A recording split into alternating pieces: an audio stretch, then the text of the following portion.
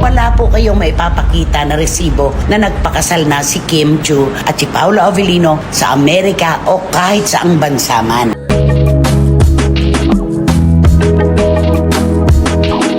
Yung pangalawa naman po na ayaw siyang tantanan hanggang sa nagsalita na siya ilang araw na kararaan, yung tungkol po sa kanyang pagdadalang tao.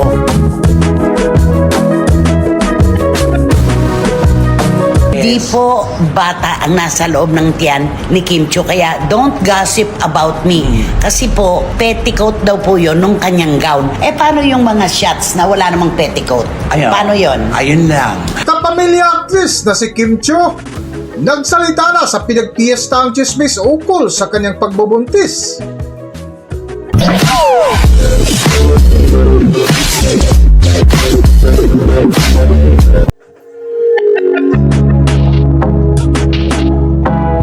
Welcome back to Philippine Celebrity Broadcast. Hindi pa rin tinatantanan hanggang ngayon ng mga chismosa ang balitang pagbubuntis ng kapamilya actress na si Kim Chiu. Sa latest vlog nga ng bitiranang kolumnista na si Christopher Min ay isa ito sa kanilang mainit na paksa na kung saan naungkat nila ang chismis sa di umano balitang ikinasal na sina Kim Chiu at Paolo Avellino na kanilang naitanong kung bakit ni isang resibo ay walang maipakita na naging bungad nga sa usapan ni na Christopher Min ay ang pahayag ni Kim Chiu. Okay, eto na sa pangalawa. 3 puntos po ang nais naming ilatag sa inyo bilang pahayag naman ni Kim Chiu sa mga isyong kumakalat. Oo, kasi sagsag na to, usap-usapan na to sa lahat-lahat.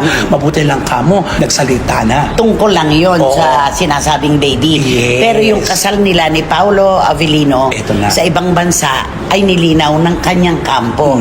Alam mo, Romel, pagkakasay sa ibang bansa ay nagkita-kita ang parientes mo at parientes ko. Siyempre, iisipin ng mga makakaalam, naku, may mahalagang okasyon ito na dapat present ang magkabilang pamilya. Nagkaroon ng ganong pagkakataon. May ganong pagkakataon. Nandoon ang pamilya ni Kim, mga kapatid niya. Tapos, andun din ang pamilya ni Paolo Avellino. Kaya ang sinabi nila, kasalan na to. Kasi andun present ang both parties. Yes, alam mo naman tayo mga Pilipino, 1+1 agad-agad tayo. Yung po nilinaw na, wala po kayong maipapakita na resibo na nagpakasal na si Kim Chiu at si Paolo Avellino sa Amerika o kahit saang bansa man. Wala yon. Ex na yun, ha? Oo. Ex. Dugto nga sa paksa ni na Christopher Min ay napag-usapan nila ang ukol sa bagong pahayag ni Kim Chiu na kung saan napatanong ang aktres kung bakit pinakialaman pa ang kanyang pagdadalang tao na wala namang katotohanan na. Para sa buong kwento, narito ating panoorin ang video. Narito ang video. Yung pangalawa naman po na ayaw siyang tantanan hanggang sa nagsalita na siya ilang araw na kararaan, yung tungkol po sa kanyang pagdadalang tao. Bakit ba pinakikialaman yung pagdadalang tao, Romel? Ewan ko ba ito mga ito? Lumaki lang ng konti, hindi lang maganda ang pagkakakuha. Nasa side view, may umbok lang ng bahagya dito sa tiyan. Buntis Ano na. ang sabi ni Kim Chiu? The bulge in my tummy is just from the petticoat of my gown. Don't gossip about me. Alam mo ba kung ano yung petticoat? Oo, yung parang may ganun dito. Oo. May alambre ba yun? Meron na para tumigas siya. Tumigas. Oo. At yun yung umumbok sa Umumbok, tiyan niya. yes. Hindi po bata ang nasa loob ng tiyan ni Kim Chiu. Kaya don't gossip about me. Kasi po, petticoat daw po yun nung kanyang gown. Paano yung mga shots na wala namang petticoat? Ayun. Paano yun? Ayun lang. Baka hindi lang talaga maganda yung shots. Oo. Kasi hindi nalagaan. Alam mo yung stolen na ninakaw yung shots. Hindi talaga photographer. At saka diba, kapag ka ang tela, ang fabric, talagang malambot, nagbabulge talaga ang tiyan, Didikit at diba? didikit sa katawan mo yun. At saka isipin natin, bala yung bagong kain.